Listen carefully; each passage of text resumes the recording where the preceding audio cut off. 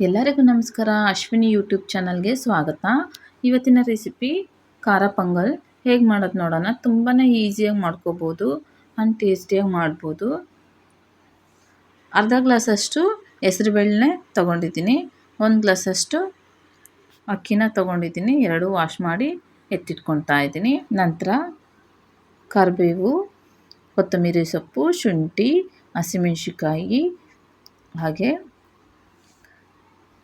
ಗೋಡಂಬಿ, ತುಪ್ಪ, ಜೀರಿಗೆ, ರುಚಿಗೆ ತಕ್ಕಷ್ಟು ಉಪ್ಪು, 1 ಸ್ಪೂನಷ್ಟು ಮೆಣಸನ್ನ ತೊಗೊಂಡಿದ್ದೀನಿ, 1 ಸ್ಪೂನಷ್ಟು ಅರಿಶಿನ ತೊಗೊಂಡಿದ್ದೀನಿ, ಚಿಕ್ಕದಾಗಿ ತುರಿದಿಟ್ಕೊಂಡು ಕಾಯಿನ ತೊಗೊಂಡಿದ್ದೀನಿ.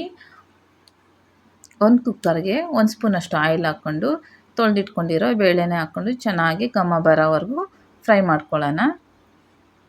ನಂತರ ಎಷ್ಟು ಬೇಕೋ ಅಷ್ಟು ನೀರು ಹಾಕ್ಕೊಳ್ಳೋಣ. ನಂತರ ಅರಿಶಿನ ಹಾಕ್ಕೊತಾ ಇದ್ದೀನಿ, ರುಚಿಗೆ ತಕ್ಕಷ್ಟು ಉಪ್ಪು, ಕರಿಬೇವನ್ನ ಹಾಕ್ಕೊತಾ ಇದ್ದೀನಿ. 1 ಕುದಿ ಬರೋವರೆಗೂ ಕುದಿಸ್ಕೊಳ್ಳೋಣ. ಈಗ ಕುದೀತಾ ಇದೆ.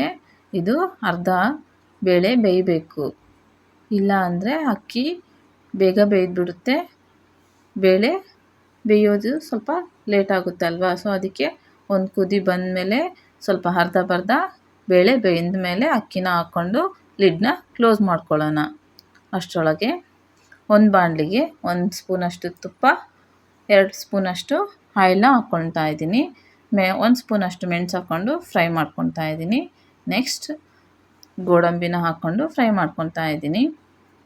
ಚಿಕ್ಕದಾಗಿ ಕಟ್ ಮಾಡ್ಕೊಂಡಿರೋ ಹಸಿಮೆಣಸಿಕಾಯಿ, ಜೀರಿಗೆ, ಚಿಕ್ಕದಾಗಿ ಕಟ್ ಮಾಡ್ಕೊಂಡಿರೋ ಶುಂಠಿ, ಕರಿಬೇವನ್ನ ಹಾಕ್ಕೊಂಡು ಫ್ರೈ ಮಾಡ್ಕೊತಾ ಇದ್ದೀನಿ.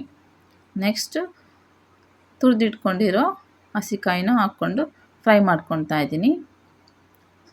1/4 ಸ್ಪೂನಷ್ಟು ಅರಿಶಿನ, ರುಚಿಗೆ ತಕ್ಕಷ್ಟು ಉಪ್ಪು ಹಾಕ್ಕೊಂಡು ಫ್ರೈ ಮಾಡ್ಕೊತಾ ಇದ್ದೀನಿ. ನಂತರ ಬೇಯಿಸಿಟ್ಕೊಂಡಿರೋ ಅನ್ನ ಬೇಳೆನ ಚೆನ್ನಾಗಿ ಮಿಕ್ಸ್ ಮಾಡ್ಕೊತಾ ಇದ್ದೀನಿ. ಈಗ ಹಾಕ್ಕೊಳ್ಳೋಣ.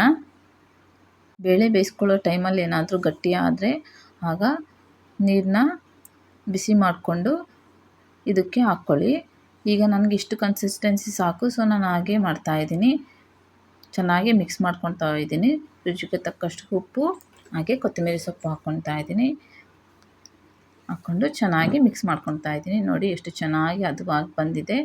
ಈ ವಿಡಿಯೋ ನಿಮಗೆ ಇಷ್ಟ ಆದರೆ ಒಂದು ಲೈಕ್ ಮಾಡಿ, ಹಾಗೆ ಫ್ರೆಂಡ್ಸು ಫ್ಯಾಮಿಲಿಗೆ ಶೇರ್ ಮಾಡಿ, ಹಾಗೆ ಸಬ್ಸ್ಕ್ರೈಬ್ ಮಾಡ್ಕೊಳ್ಳಿ. Thank you so much.